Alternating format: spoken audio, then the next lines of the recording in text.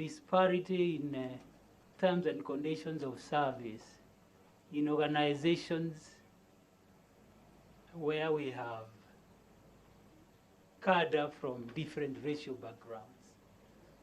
So that you would, in some situations, find that a firm which originates from a particular place and therefore has been able to bring cadre start from that where the company originated from will within its structures quietly remunerate equal staff in the quietly. Isn't that that is actually direct discrimination? I'm talking about an issue where you have a neutral, the indirect is you have a neutral policy, but its effect is, so you don't know whether you have a neutral policy saying we shall give, we shall limit medical expenses to 10,000 shillings without being aware that you have people who are on retrovirals, isn't it? So you have an ostensibly neutral, so the effect is indirect. But back on your issue, and it's a case in which you dealt with, isn't it? The issue you have just spoken about. Yeah. You dealt with the this was the case of Cambridge, we know it. Yeah. You dealt with the trial case, and in the High Court you upheld. What did the Court of Appeal tell you? What did they say about your judgment? I've actually not engaged with it because with that judgment of the Court of Appeal. Okay. I've not engaged with it yet. Okay. I'm very happy nowadays with the case back we are receiving from the from But the you know Court the Court of Appeal dealt with it. I did not receive case back from from it. Do you know whether the Supreme Court dealt with your case? The Cambridge. Yes. Oh, I would really love yes. to follow because that. There are very few cases that the Court of Appeal deals with, I mean Supreme Court deals with. So that case is actually one of the ones they dealt with, and I'll tell you why. Yes. My colleague, Commissioner Warsame, he talked about the way you have. In that particular case, the Court of Appeal said, look, you failed to consider the evidence that Cambridge presented. That's what they said. Yes. They said you just took the plaintiff's case and never considered the other case, despite the fact that they had filed extensive documents. But maybe I will not pursue that because you have not read what the Court of Appeal and Supreme Court, that's what they said. They said, both of cases said you had failed to consider the both sides equally, which is a serious criticism, but nevertheless one that the court made. That brings me now to that issue. What is the difference between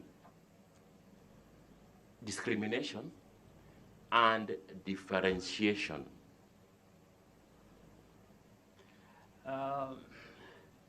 Differentiation cases do arise in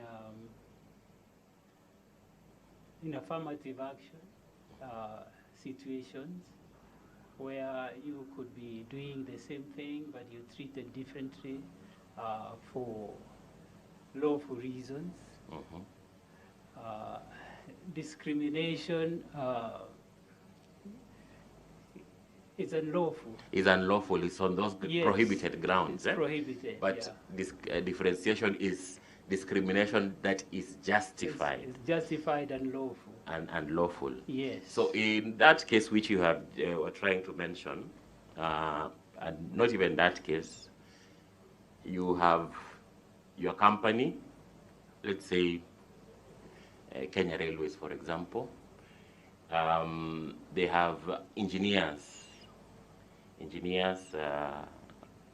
grade X, job group M, earning 200,000 shillings a month.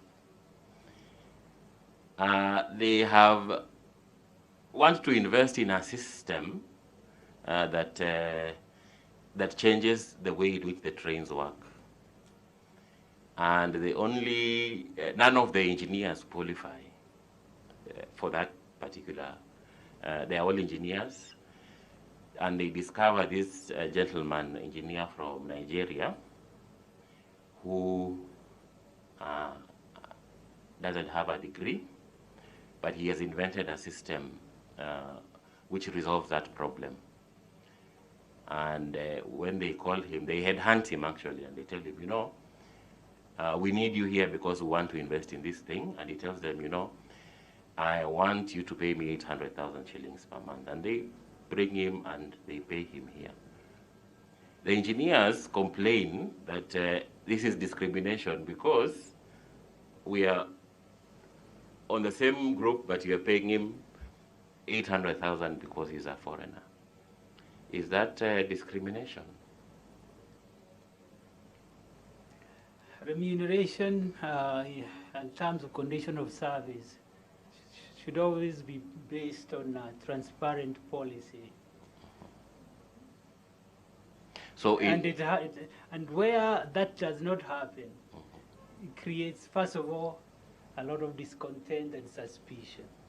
So, for starters, whatever differentiation you make, for it to be lawful, it should be open and transparent.